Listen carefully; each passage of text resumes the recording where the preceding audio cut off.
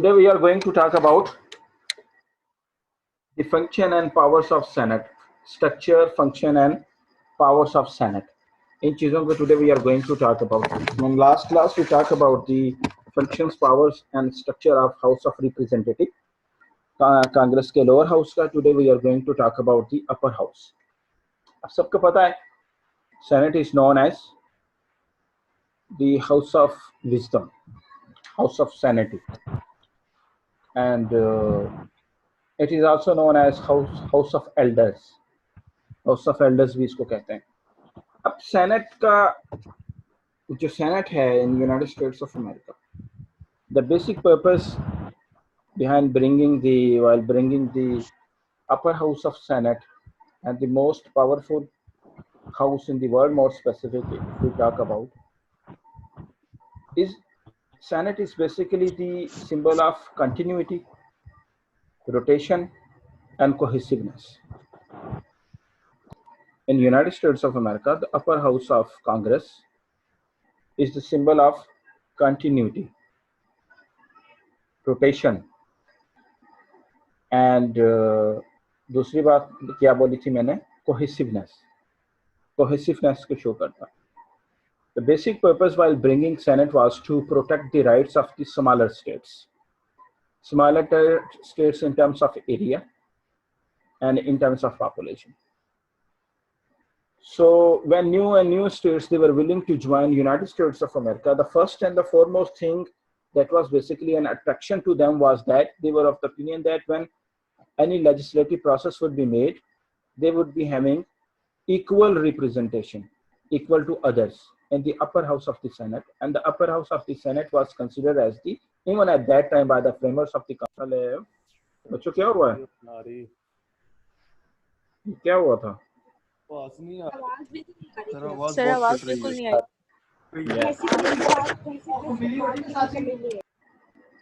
आप लोग अचानक ही गायब हो गए सारे के सारे मेरे से सामने से. इसकी क्या वजह? नहीं सर, सारे थे और कोहेसिवनेस के बाद से जो भी आपने बोला नहीं कि प्रोटेक्ट द राइट. अच्छा चलें दोबारा उसके बाद से. So when new states they were willing to join United States of America, they were having one attraction in front of them. What was that? They were of the opinion that they will, whenever there would be a legislative process in the US Congress, they would be having equal powers and equal representation. In the upper house of the Senate, the most powerful house of United States of America. And remember one thing, in every federal state, this used to be the most important concern of every small state, that its right must never be usurped when it would be compared with reference to the powerful state of the federation. So Senate basically is the symbol of unity and ensures security to the smaller states as well. So it is not only the symbol of cohesiveness, unity, but it is also the symbol of continuity. अब continuity से क्या मुराद है? Continuity से मुराद ये है, if the United States of America is going to dissolve Congress, there is a constitutional protection that the Senate would never be dissolved.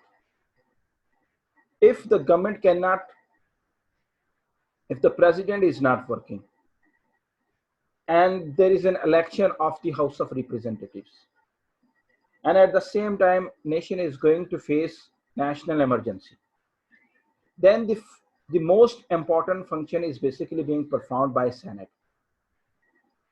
चाहे आंधी आए, तूफान आए, national ज़ल्ज़ला कुछ भी हो जाए, it could never be dissolved. It would always be in operation, even during the time of elections.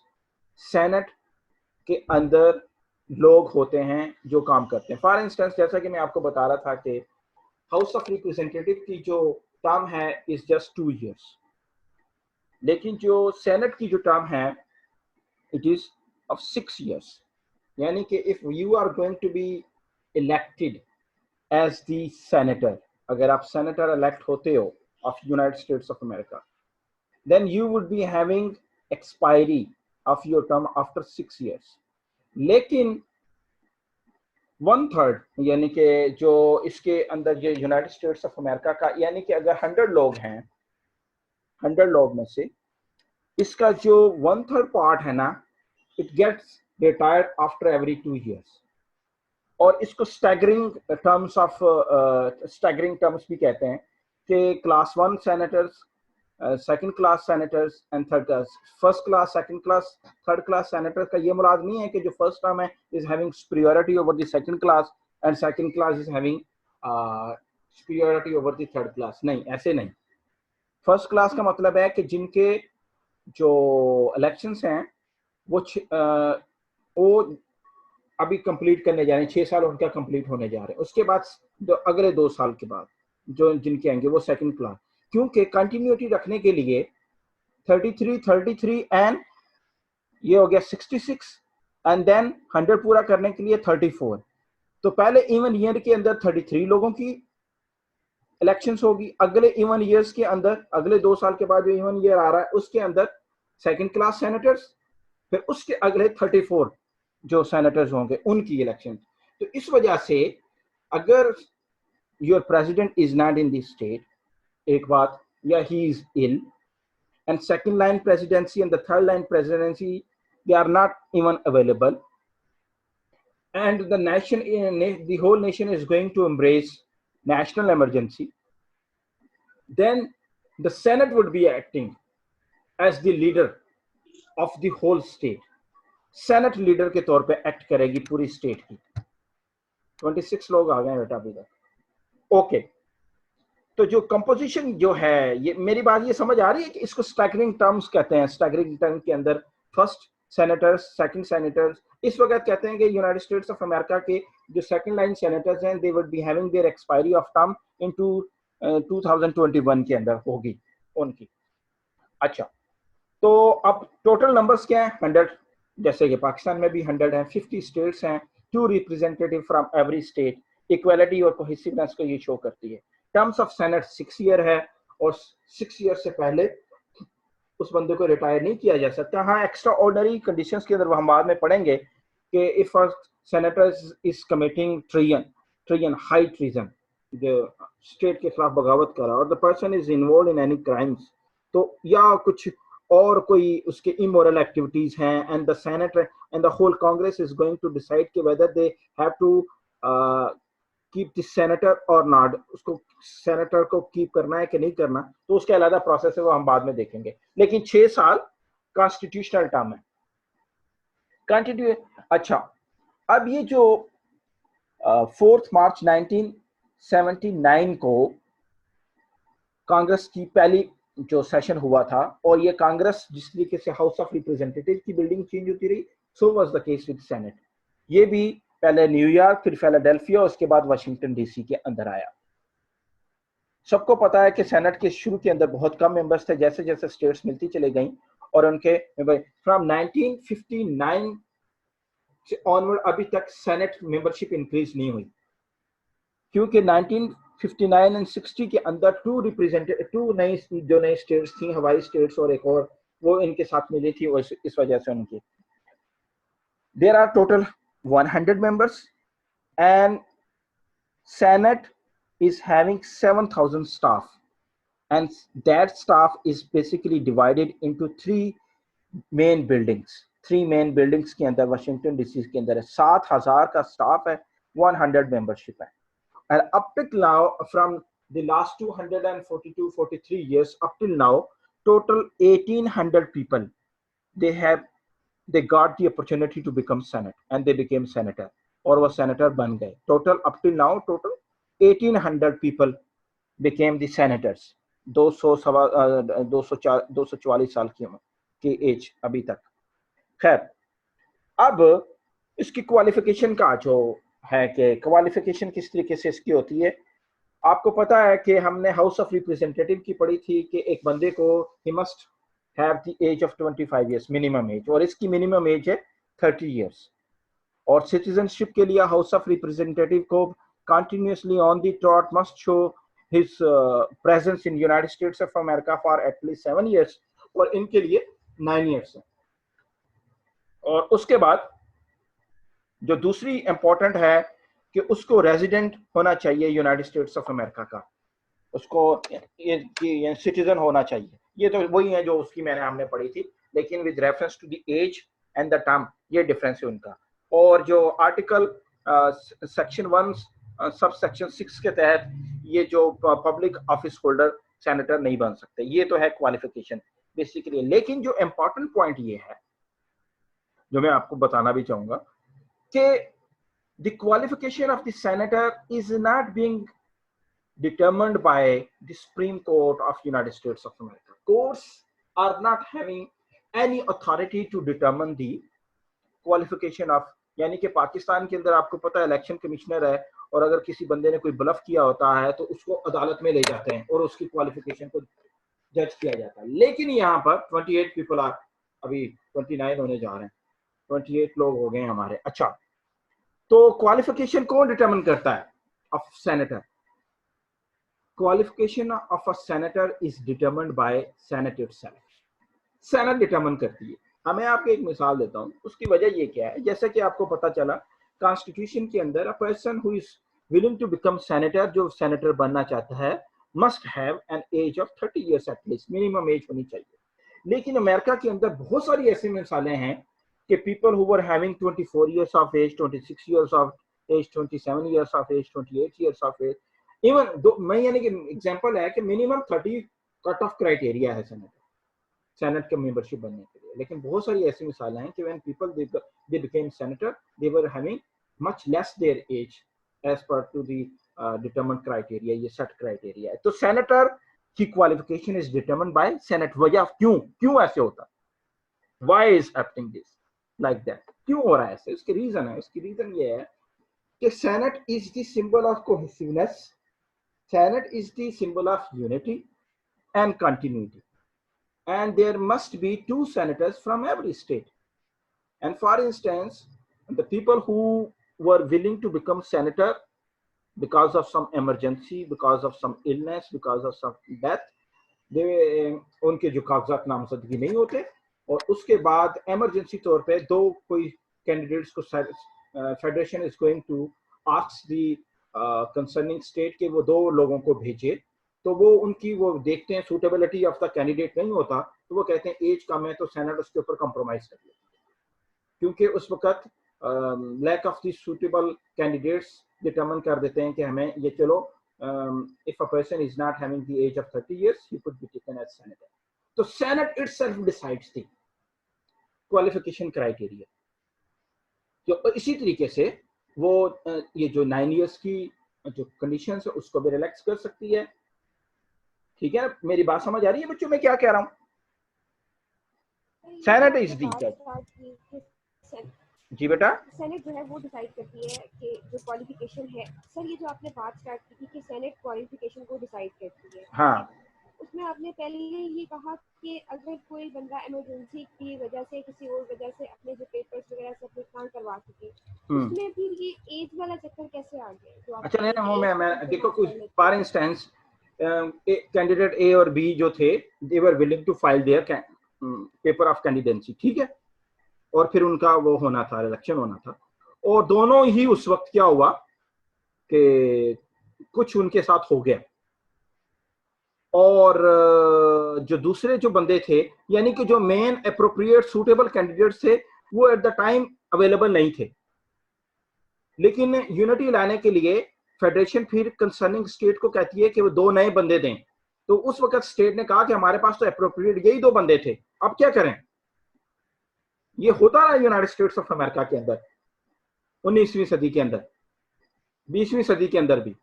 तो फिर इमरजेंसी बुनियादों पे ऐसे बंदों के कागजात नामजद करवाए गए सेनेट ने, जिसके ऊपर पीछे स्टेट खड़ी हो गई, और स्टेट ने उसके पीछे खड़े होकर क्या किया, अपना वजन डाला, और फिर फेडरेशन ने उसको माना और सेनेट ने उसकी क्वालिफिकेशन को एक्सेप्ट कर लिया। मेरी बात समझ आ रही है आपकी? क्या पुत्र, या कुछ और कहना चाह रहे हो आप? जी। अच्छा ठीक है, कोई प्रॉब्लम नहीं है इसके अंदर। अच्छा, अब याद रखिएगा, जैसे पाकिस्तान के अंदर सेनेटर्स का इलेक्शन होता है, किस तरीके से इनडायरेक्ट इलेक्शन होता है कि सिंध, पंजाब, बलोचिस्तान और एंड ये जो KPK है, उसके अंदर जनरल सीट्स हैं, 14 जनरल सीट्स हैं। और ये जो जनरल सीट्स हैं, इसके ऊपर ये जो स्टेट्स लेजिस्लेचर हैं, जो प्रोविंशियल लेजिस्लेचर हैं, वो अपना वोट कास्ट करते हैं। यूनाइटेड स्टेट्स ऑफ अमेरिका में this method used to happen till 1913। 1913 तक ये मेथड होता रहा। जो स्टेट लेजिस्लेचर्स होते थे, they used to cast vote, वो इनडायरेक्टली इलेक्ट करते थे। लेकिन 17th अमेंडमेंट के बाद, 17th अमेंडमेंट इन 1930s के बाद, अब सेनेटर्स के डायरेक्ट इलेक्शंस होते हैं, डायरेक्ट इलेक्शंस होते हैं। अच्छा, ये डायरेक्ट इलेक्शंस होते हैं 45 स्टेट्स के। इसके अलावा कुछ 5 स्टेट्स ऐसी हैं, जैसे जॉर्जिया हो गया, लुइसियाना हो गया, कोई वाशिंगटन DC है, उसके अंदर पॉपुलर वोट और मेजोरिटी वोट का एक अलग method of electing the senators है। तो वो अपना method according to their constitution वो उसको लेते हैं। लेकिन 45 स्टेट्स का, कहीं पे मैंने पुरानी जगहों पे 45 पढ़ा, लेकिन बाद में 48 भी पढ़ा है मैंने एक जगह पर, कि शायद उन्होंने चेंज किया अपना, स्टेट लेजिस्लेचर ने अपना कॉन्स्टिट्यूशन चेंज किया।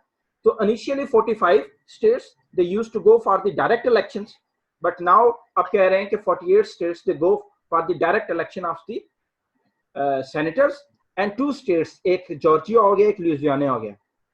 ये जो स्टेट्स हैं, they got their own method of electing there candidate senator.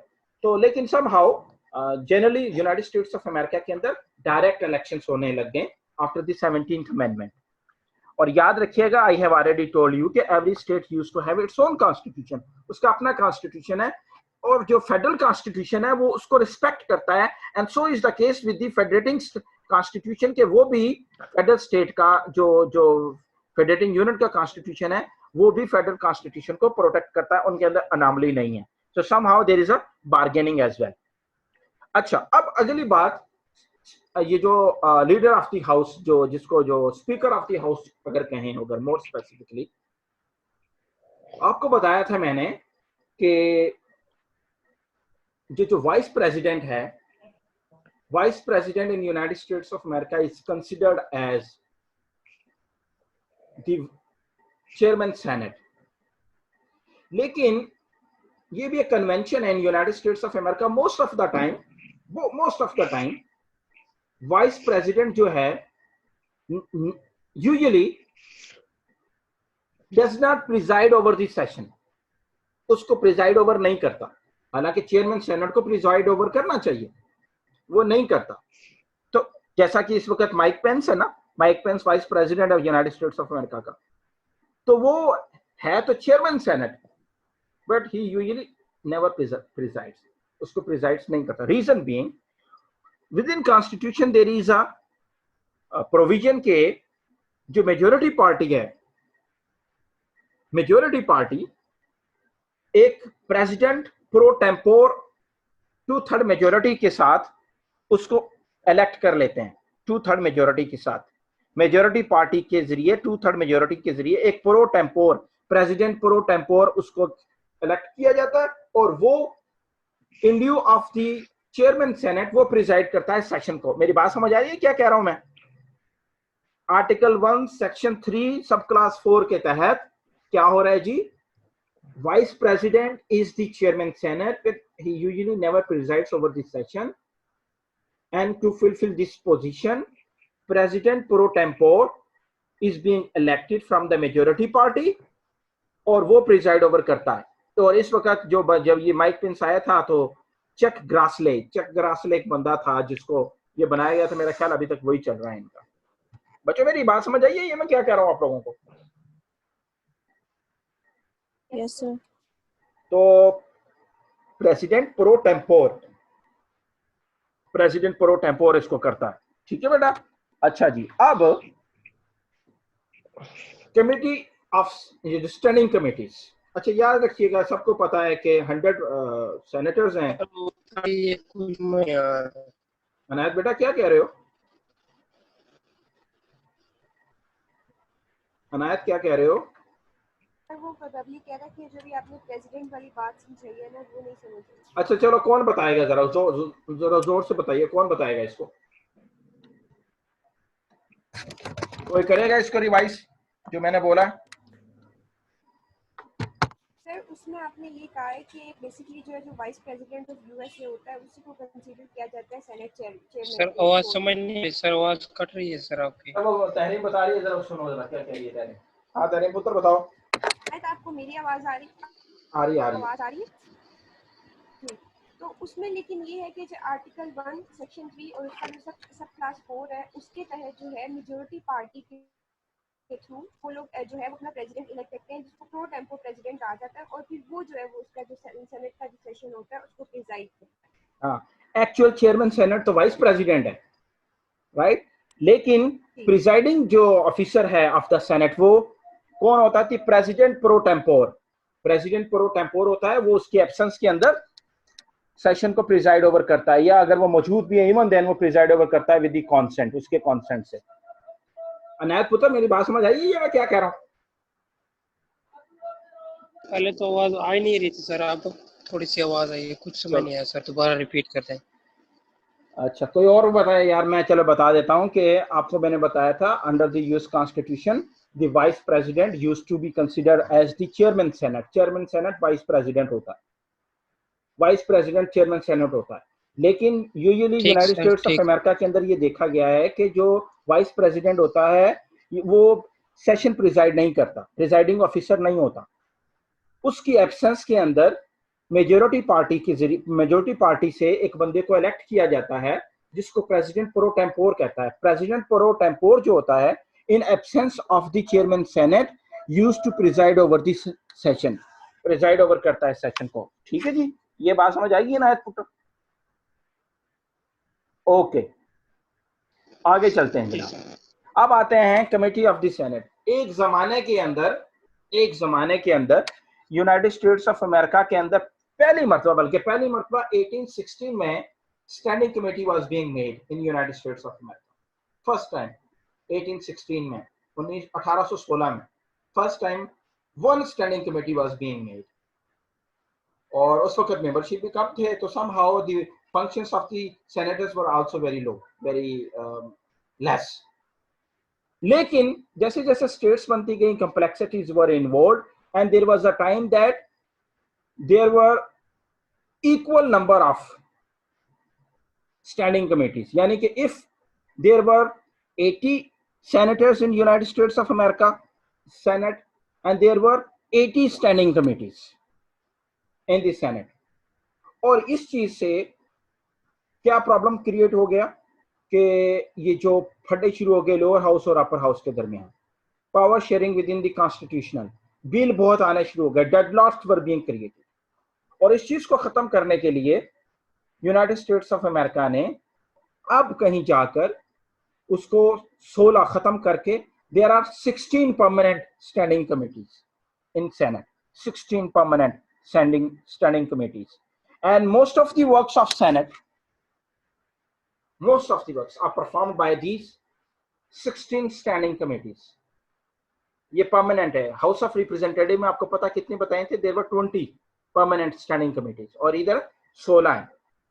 खैर, अब अच्छा, यूनाइटेड स्टेट्स ऑफ अमेरिका में आप लोगों को इंशाल्लाह मैं आपको बताऊंगा कि बल्कि आप लोगों से असाइनमेंट भी लूंगा कि इन यूएस जो इलेक्शन सिस्टम है उसके अंदर पॉपुलर वोट और मेजॉरिटी वोट का बड़ा इंपॉर्टेंट किरदार है। पॉपुलर वोट, जो पॉपुलर वोट लेता है जरूरी नहीं है कि that person is going to become the president of United States of America. Majority vote consider होता है, और मेजॉरिटी वोट क्या है इसके ऊपर ये जो जॉर्जिया और ल्यूजियाना का मैंने बताया था, उन्होंने they have adopted their different system of electing their senators. तो वो उसके अंदर एक ये चीज है कि there is a debate of popular versus majority, so is the case with the election of US president. तो इसके ऊपर भी आप लोगों को असाइनमेंट करनी चाहिए ताकि आपको इसकी कॉम्प्लेक्सिटीज का पता चले। अब आते हैं फंक्शंस क्या हैं इसके, फंक्शंस ऑफ सेनेट। सेनेट के फंक्शंस क्या हैं? आपको लास्ट क्लास में मैंने बताया था को इक्वल, को कोऑर्डिनेट।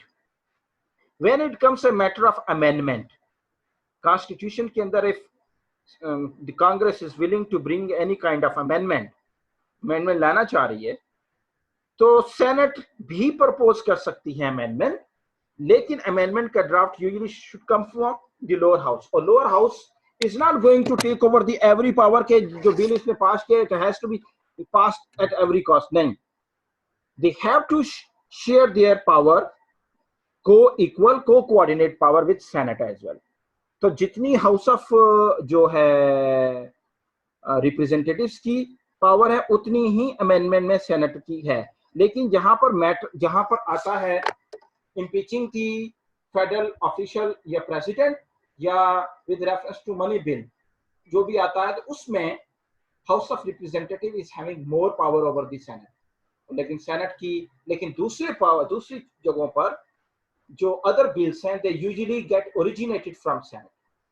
तो जो अमेंडमेंट का है इसके अंदर सेनेट शेयर को कोऑर्डिनेटेड को इक्वल पावर, लेकिन in other affairs most of the bills they are originated from the Senate, House of Senate, Senate से निकालते हैं। इंपॉर्टेंट बिल जैसा कि मैंने आपको बताया था, all important bills they usually get originated from senate.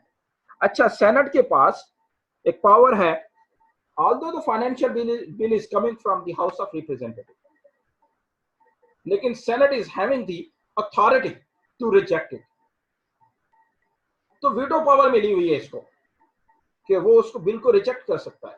ना सिर्फ छोटे आम बिलों को तो रिजेक्ट वो वैसे ही सिंगल क्लिक के साथ कर सकते हैं, लेकिन even Senate is having the authority to veto the financial bill, जो सबसे इंपॉर्टेंट जो फाइनेंशियल बजट होता है। आपको पता है यूनाइटेड स्टेट्स ऑफ अमेरिका का $800 बिलियन का बजट मिलिट्री बजट $800 बिलियन का है। तो इसके पास इतनी पावर है कि वो $2-3 ट्रिलियन का तो वो बजट लेकर आते होते हैं। उसके बाद एग्जीक्यूटिव पावर्स भी हैं। आर्टिकल 2 के तहत, सब सेक्शन 2 के तहत president usually appoints most important people, यानी कैबिनेट जो मिनिस्टर्स, उसमें कैबिनेट ऑफिसर्स लगाने, कैबिनेट मिनिस्टर्स लगाने, या सेक्रेटरीज ओवर अदर डिपार्टमेंट्स लगाने, या president is willing to appoint some जजेस इन सुप्रीम कोर्ट उसने लगाने। तो president under the article 2 section 2 के तहत is supposed to take the consent from the senate. तो सेनेट जो सेनेट है वो उसको कंसेंट देती है, then the person is basically being elected, उसको मान लिया जाता है, हाँ वो बन जाता है, हो जाता है। और अगर उसको रिजेक्ट कर दे तो वो रिजेक्ट हो सकता है। लेकिन सेनेट जो यहां पर is having some courtesy as well towards the president. Whatever the cabinet ministers they are being nominated by president, उसको सेनेट ने कभी चैलेंज नहीं किया, या बहुत रेयरली चैलेंज किया, वेरी रेयरली चैलेंज किया। यानी कि when the US president was willing to या is willing अभी भी करना चाहता है किसी बंदे को, he is going to appoint as the minister, secretary of state लगाना चाह रहा है, and that consent is sent to the, इसके ऊपर consent की जरूरत है, वो consent चाहिए उसको, वो चाहता है तो सेनेट उसको दे देती है। रेयरली उसको ऑब्जेक्ट करती है, because senate consider that under the constitution US president is having the authority to appoint ministers। हाँ ठीक है, लेकिन जब when it comes a matter of high appointments, जजेस की अपॉइंटमेंट्स के ऊपर अगर कोई बात करते हैं, जजेस की अपॉइंटमेंट पे कोई बात करना चाहते हैं, या वो कोई फेडरल ऑफिशियल्स लगाना चाह रहा है किसी के ऊपर यूएस प्रेसिडेंट, तो उसके ऊपर 20% proposal sent by the US president for the appointment of judges in Supreme Court or lower court were being rejected by Senate। 20% जो nominations थी of judges they are being rejected by Senate, और 80% approve की हैं और 20% reject की हैं। अच्छा, ये जो वो एडवाइस भी करती है, हाई अपॉइंटमेंट में मदद करती हैं, ये दोनों आर्टिकल 2 सेक्शन 2 जो है is based on the principle of responsibility and security. यानी कि this is the responsibility of the president under the constitution to give the nominee, and this is the responsibility of the Senate after the calculation whether the person is suitable और not, कि उसको consent दे या reject करे। But how security once a person is being वो जो security क्या है, तो उसकी मियाद के अंदर सिक्योरिटी है। जैसा कि जज जो एक दफा अपॉइंट हो गया है, एक बंदा जज को अपॉइंट कर दिया, उसको कोई जिंदगी भर उसको नहीं उतार सकता। हाँ मरेगा, रिटायर नहीं हो सकता जज यूनाइटेड स्टेट्स ऑफ अमेरिका में। तो ये उसकी सिक्योरिटी भी है कि प्रेसिडेंट के कॉन्सेंट के बाद सेनेट का कॉन्सेप्ट था तो उसको लाइफ सिक्योरिटी मिल गई, मुलाजमत सिक्योरिटी मिल गई उसको। और इस मामले में सेनेट जो है बहुत सख्त स्क्रूटनी करती है। और 80% people were being acknowledged and 20% nominations were being rejected by Senate with reference to the appointment of judges. तो ये मेरी बात समझ आ रही है बच्चों? ये बात मैं क्या कह रहा हूं आप लोगों को? यस सर, आ गई। अच्छा जी, गुड हो गया। तो बाकी जो नॉमिनेशन जैसे जो कैबिनेट नॉमिनेशन हैं उसको तो वो ओके कर देती है, लेकिन हाई ऑफिशियल्स की नॉमिनेशन के ऊपर स्क्रूटनी करती है, बहुत ज्यादा स्क्रूटनी करती है। अब सर ये जो यूके के हमने पढ़े थे सेनेटर्स, तो उसमें जी बच्चे क्या कह रहे हैं? दोबारा बताओ सर। जी ब्रिटिश सेनेट वगैरह जब हम अपर हाउस पढ़ रहे थे तो उसमें हमने ये चीज़ देखी थी कि जो विजडम का या सैनिटी का जो कॉन्सेप्ट है वो वहाँ इतना अंडर कंसिडरेशन नहीं था।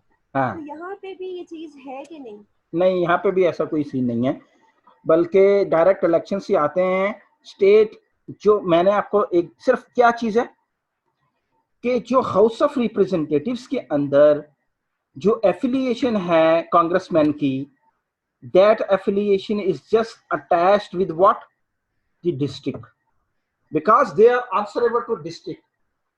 और ये जो डायरेक्ट इलेक्शन है इसके अंदर जो सेनेटर्स हैं वो रिपब्लिकन्स के भी कंटेस्ट होते हैं, वो डेमोक्रेट्स के भी होते हैं।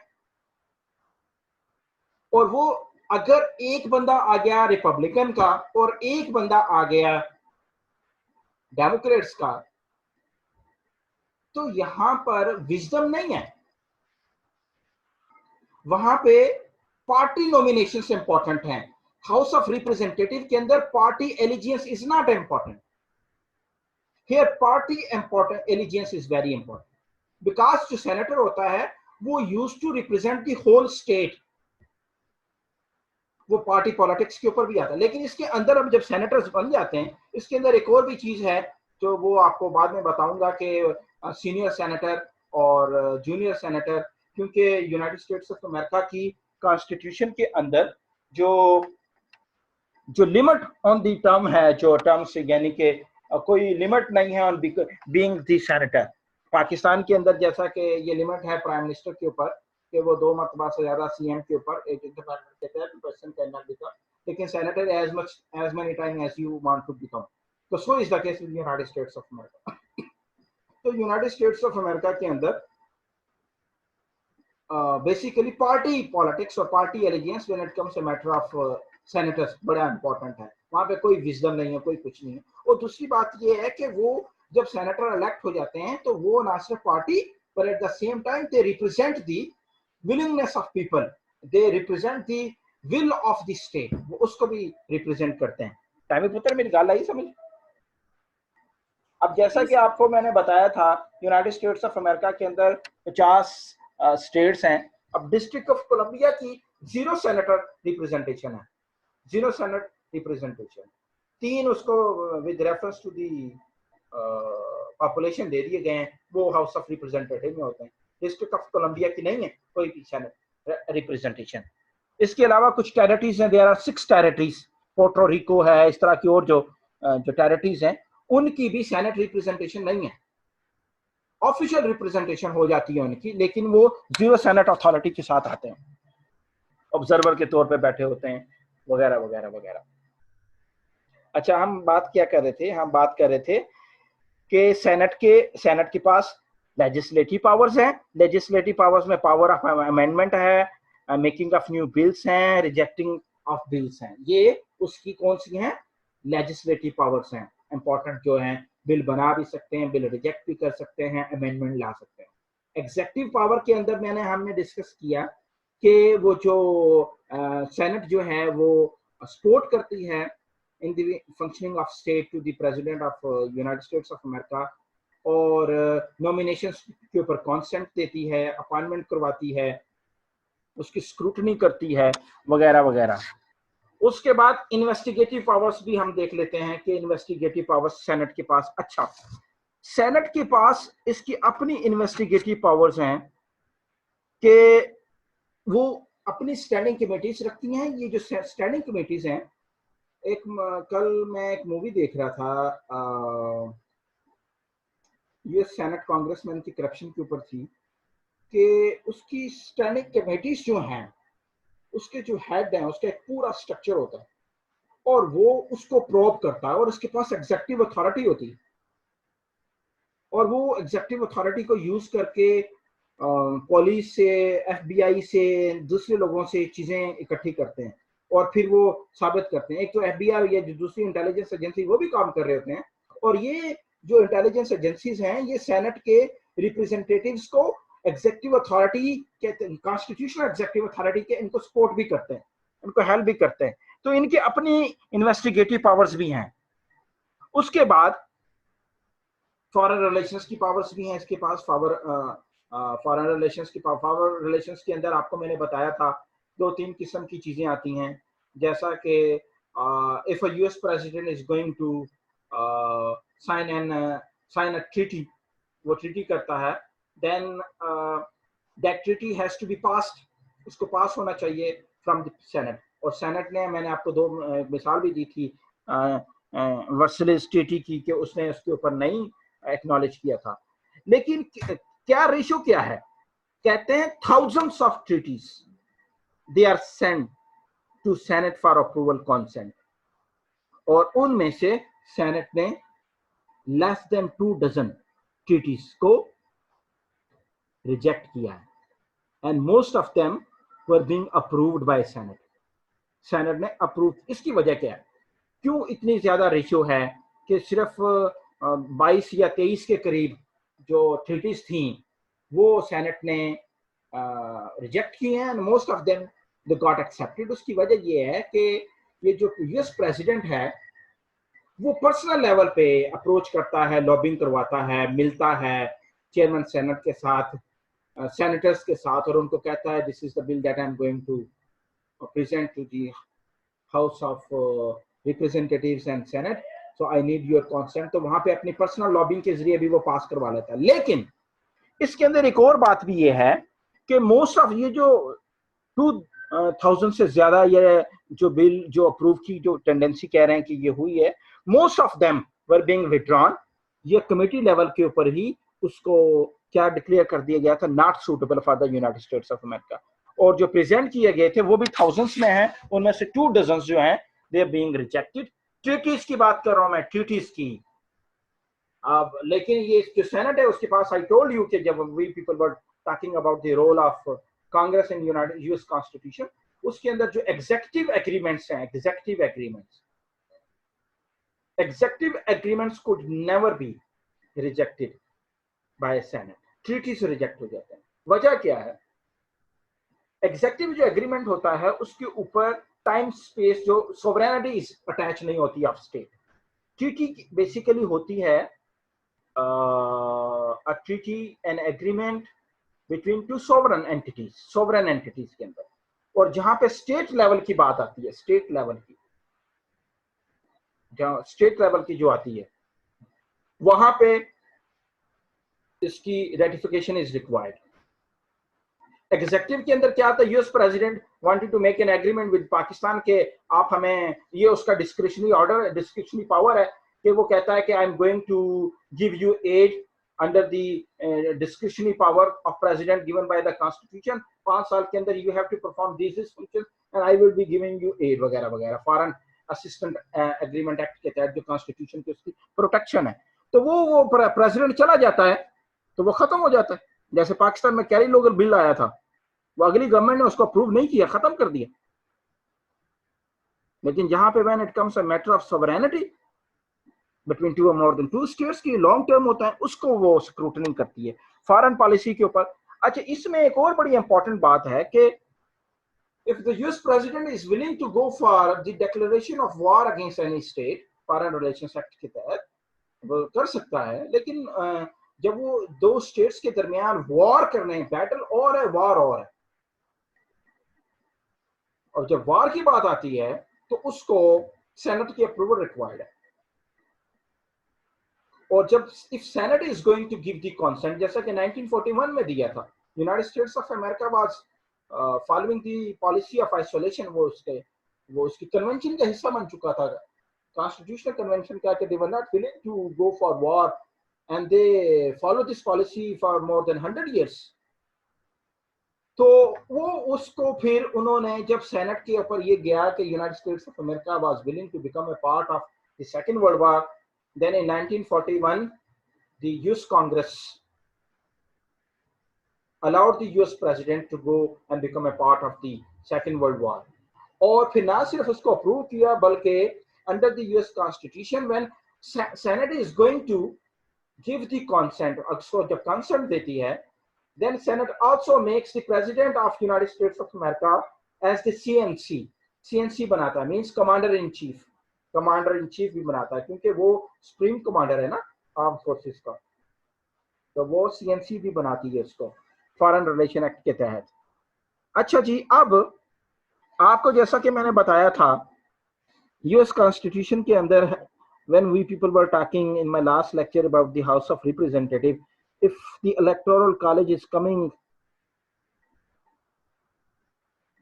एज टाई, मींस कि जो electoral college is giving 50% vote to the to candidates, दो कैंडिडेट्स को 50-50% वोट मिला, मेजोरिटी किसी को नहीं मिली, तय हो गया इलेक्टोरल कॉलेज के तहत, then the matter is sent to the House of Representatives. अब ये जो हाउस ऑफ रिप्रेजेंटेटिव्स का जो ये मामला है, अब याद रखिएगा, हाउस ऑफ रिप्रेजेंटेटिव जो होता है, जो के अंदर जब ये मामला भेजा जाता है, उसके अंदर 3 people who got the popular vote, यहाँ पे मेजोरिटी वोट नहीं, पॉपुलर वोट, जिसमें सबसे ज्यादा पॉपुलर वोट लिए गए होते हैं। जैसा कि फॉर इंस्टेंस अगर ये जो अभी ट्रंप का इलेक्शन हुआ था, उसके अंदर इलेक्टोरल कॉलेज इक्वल वेटेज देता to Trump and Hillary Clinton, दोनों को देता इक्वल वेटेज, तो मामला हाउस ऑफ रिप्रेजेंटेटिव में भेजा जाना था। लेकिन यहाँ पे इलेक्टोरल कॉलेज के मेजोरिटी वोट के ऊपर बात कर रहा है, पॉपुलर वोट की तो नहीं बात कर रहा। तो फिर हाउस ऑफ रिप्रेजेंटेटिव्स ने पूरे मुल्क में जिस 3 कैंडिडेट्स ने सबसे ज्यादा पॉपुलर वोट लिए होते, क्योंकि हिलरी क्लिंटन ने पॉपुलर 3 वोट लिए थे सबसे ज्यादा, तो वो टाई की शक्ल में यूएस प्रेसिडेंट बन जानी थी। हेलो हेलो सर, आपकी आवाज बिल्कुल भी नहीं आ रही थी। कितनी देर तक? सर ये अभी थोड़ी देर तक। अच्छा, कॉलेज की कुछ बात, हाँ, इलेक्टोरल कॉलेज के ऊपर अगर टाई हो जाता हो तो मसला भेजा जाना था हिलरी क्लिंटन और ट्रंप का, कहाँ भेजा जाना था? In the House of representatives. 3 candidate लेते हैं बेसिकली, ये नहीं है कि ट्रंप और हिलरी और एक और बंदे ने जिसने सबसे ज्यादा पॉपुलर वोट लिए होते, तो उन तीनों का फिर इलेक्शन होना था। और वो house of representative were suppose to elect their president. तो अगर ऐसा मामला होता तो सबसे ज्यादा पॉपुलर वोट मिले थे हिलरी क्लिंटन को, तो हिलरी क्लिंटन के ने जीत जाना था, बन जाना था। तो house of representative president elect करती है, और जो सेनेट है वो किसको इलेक्ट करती है? आपके वाइस प्रेसिडेंट को। अगर वाइस कोई भी कैंडिडेट वो इलेक्शंस के अंदर मेजॉरिटी वोट ना हासिल कर पाता as per the electoral college, presidential candidate की शक्ल में house of representative, vice presidential candidate के अंदर सेनेट का रोल बहुत है, सेनेट अपना वाइस प्रेसिडेंट इलेक्ट करता है। तो ये जो हमने, इसके बाद कुछ जुडिशियल पावर्स भी हैं, जुडिशियल पावर्स भी हैं सेनेट के पास। जुडिशियल पावर के अंदर सबसे बड़ी जो पावर है वो पावर ऑफ इंपीचमेंट है। This is the sole power of impeachment. ये ट्रायल कौन करता है? यानी कि हमने लास्ट क्लास में पढ़ा था, house of representative is supposed to give the names to whom they are willing to impeach to the house of senate। Senate को वो देते हैं, सेनेट को भेजते हैं उनके नाम. And senate is having the sole authority, judicial authority to impeach. और चेयरमैन सेनेट वगैरह या उनकी स्टैंडिंग कमेटी के जो चेयरमैन होते हैं लॉ की, वो उनको इम्पीच करते हैं. लेकिन जो when it comes a matter of the impeachment of the US president, तो उसमें वाइस प्रेसिडेंट तो हाईएस्ट अथॉरिटी है सेनेट के अंदर. तो यूएस प्रेसिडेंट को कौन इम्पीच करेगा? Then the US president, if you are willing to impeach the your president, then the chief justice of Supreme Court would be presiding over the session. Chief justice आता है. दूसरे federal officials, जो federal जो officials हैं, उनकी impeachment के लिए क्या होता है जी? उनकी इम्पीचमेंट के लिए chairman standing committee, chairman senate ही काफी है. जो भी हो, फ्लिप फ्लॉप हो सकता है. लेकिन when it comes a matter of US president, US president की जब बात आती है, तब the chief justice of supreme court would be presiding over this session. एक बात तो ये हो गई है. And this is the sole authority of the senate to impeach federal officials and the president of US. तो अभी तक 241-42 ईयर्स की एज के अंदर यूनाइटेड स्टेट्स ऑफ अमेरिका के अंदर total 19 federal officials and 3 presidents were being impeached. लेकिन इसमें 1868 के अंदर एक यूएस प्रेसिडेंट था, मिस्टर जॉनसन, एंड्रयू जॉनसन जिसको कहते हैं, वो इम्पीच हुआ था. फिर आपको पता है मोनिका लेविन्स्की केस के अंदर बिल क्लिंटन इम्पीच हुआ, लेकिन इक्विटल हो गया था उसका, क्योंकि रिक्वायर्ड वोट ही नहीं मिल पाया. 2/3 मेजोरिटी चाहिए होती है इम्पीचमेंट के लिए वोटिंग की. इक्विट कर गया था. और फिर ये डोनाल्ड ट्रंप के खिलाफ इंपीचमेंट चार्जेस हुए हैं, ये भी इक्विटल कर गया, इंपीचमेंट हो ही नहीं पाई उसकी. ठीक है बेटा. 3 यूएस प्रेसिडेंट्स को इंपीच किया है, 19 फेडरल ऑफिशियल्स को. और बच्चों मेरी बात समझ आ रही है कि नहीं आ रही? Yes sir. यस सर, आ रही. ओके, जबरदस्त. फिर आ रही है.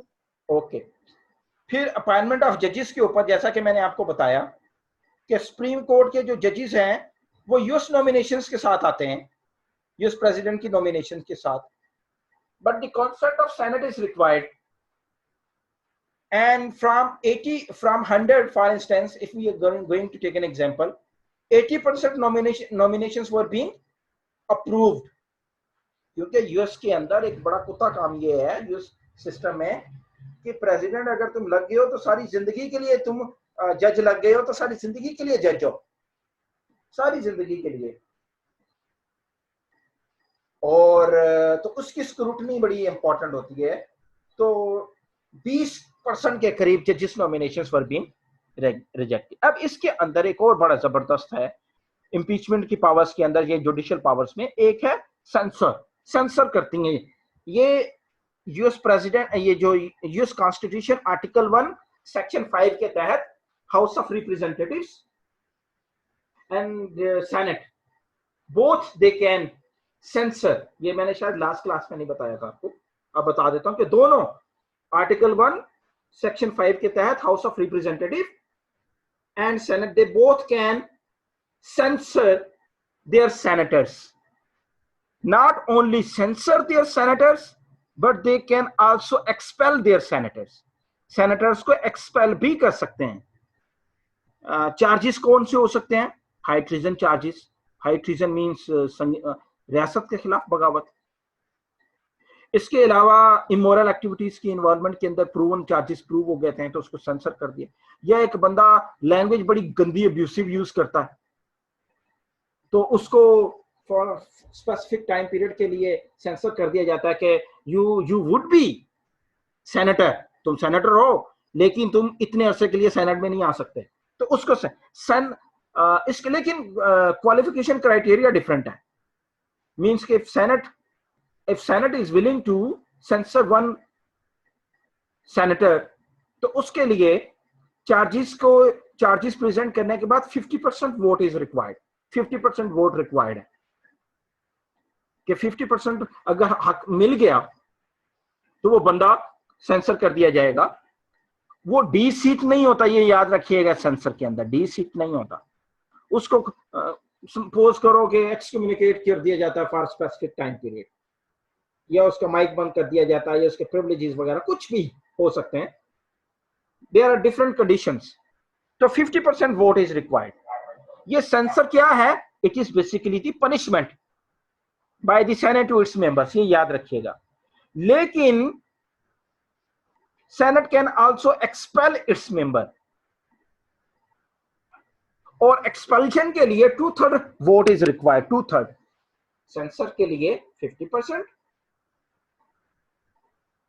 और एक्सपलियन के लिए, एक्सपेल करना चाह रहे हैं तो कितने के लिए? एक्सपलियन के लिए कितने? 2/3 वोट इज रिक्वायर्ड। 2/3 वोट चाहिए। 2/3। हाँ, 2/3 वोट रिक्वायर्ड है। तो यूनाइटेड स्टेट्स ऑफ अमेरिका की सेनेट ने अभी तक टोटल अपने 9 मेंबर्स को इन्होंने सेंसर किया, और 15 को इन्होंने एक्सपेल किया है। मेरी बात समझाइए? जितनी भी इसकी तारीख है 1789 से लेकर अभी तक। सर एक्सपेल 15 हुए हैं, सेंसर कितने हुए हैं? आपकी बात कटी है। 9 यानी 15 सेनेटर्स को हाई ट्रीजन के charges. Once you are expelled, you are expelled for ever, ये याद रखिएगा। अगर आपको एक्सपेल कर दिया गया 2/3 मेजोरिटी के साथ and proven charges, you are expelled for ever, ये याद रखिएगा। अच्छा, इसके अंदर एक और बड़ी इंपॉर्टेंट सेनेट का रोल है जिसको याद रखना चाहिए कि एक, यानी कि बास्कात के आपको पता है सेनेट, जैसे पाकिस्तान के अंदर सेनेट है, उसके अंदर अपोजिशन लीडर भी है एंड द गवर्नमेंट रिप्रेजेंटेटिव भी है। सो is the case with the United States of America. United States of America की सेनेट के अंदर भी मेजॉरिटी पार्टी का लीडर भी होता है, माइनॉरिटी पार्टी का लीडर भी होता है। For instance, if Senate is willing to get a bill passed and the majority party is willing to get a bill passed, to get a bill passed, there has to be a discussion on the forum. Discussion honi chahiye.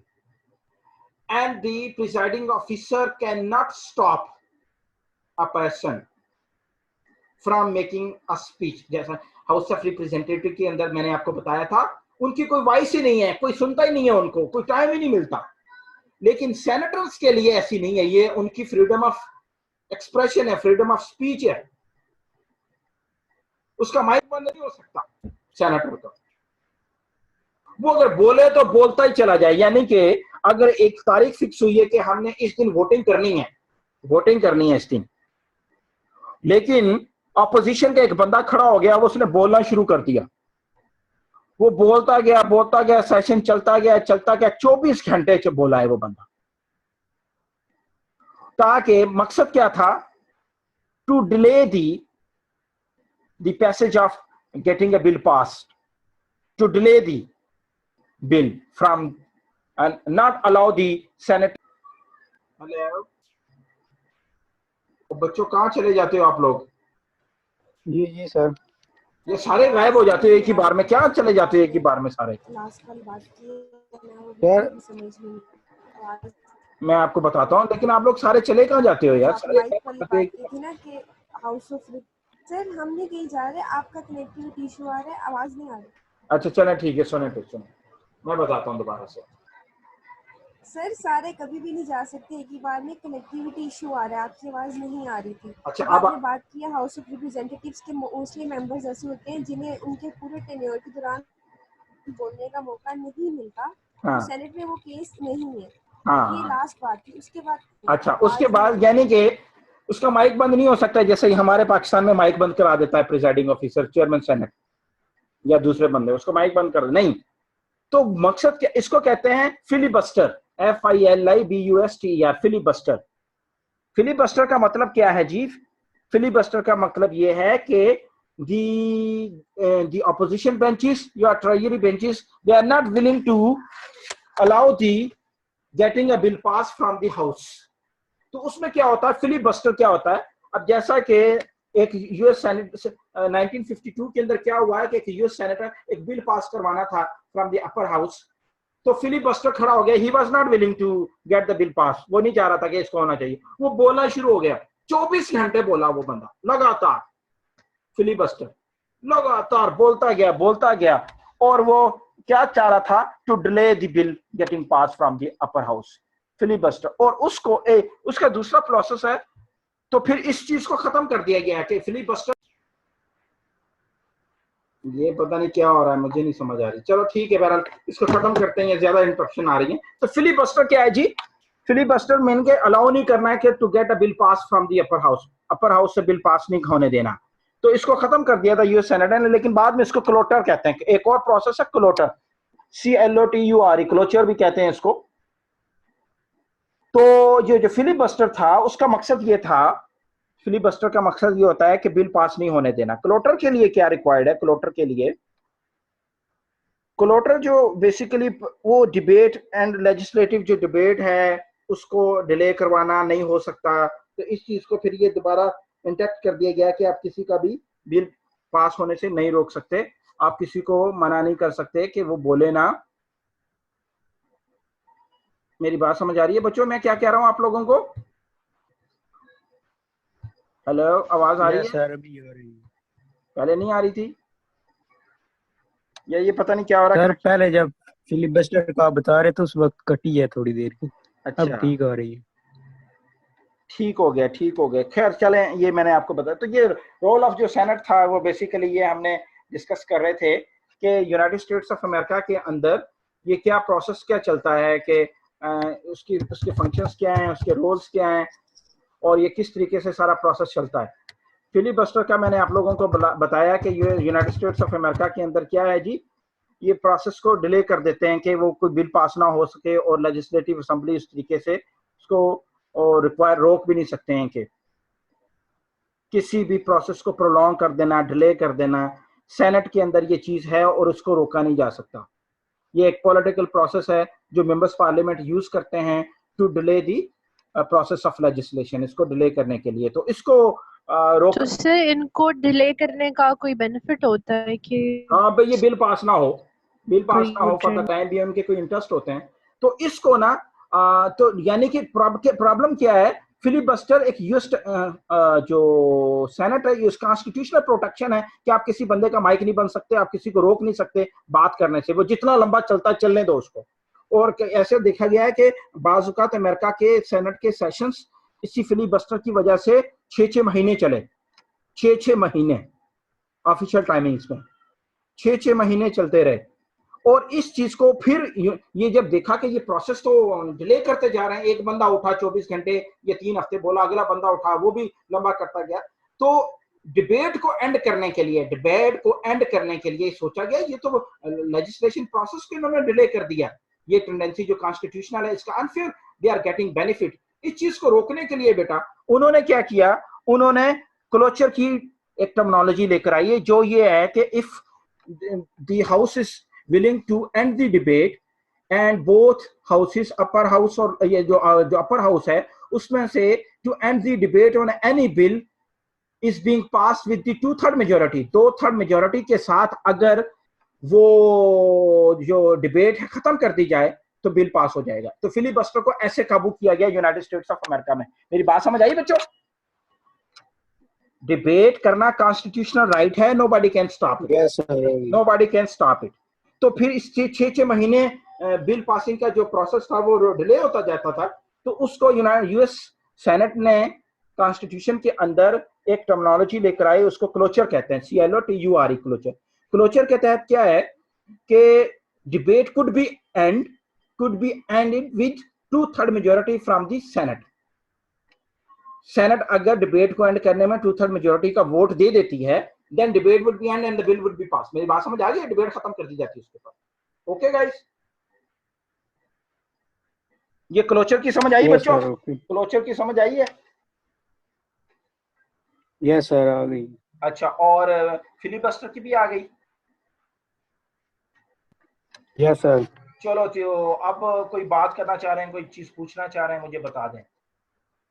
याद रखिएगा जो senate है ना, senate की creation मैंने बहुत पहले lecture में आपको बताया था कि सेनेट का जो इलेक्शन जो सेनेट की क्रिएशन थी, it was based on the Connecticut compromise. 2 compromises थे, एक लोअर हाउस जो थे, they wanted to get more seats as per their population, और जो स्मॉल स्टेट्स थी they were in favour of the Connecticut compromise. Connecticut compromise के तहत ही senate was being made in the US house of जो Congress के अंदर बनाया गया था, इन यूएस कांग्रेस। मेरी बात समझ आ गई है? और ये डिसॉल्व नहीं हो सकती, ये भी आप लोगों को पता है, इसलिए कंटिन्यूटी है इसके अंदर। कोई बात करना चाह रहे हैं, कोई चीज पूछना चाह रहे हैं, प्लीज लेट मी नो। क्यों बच्चों? सर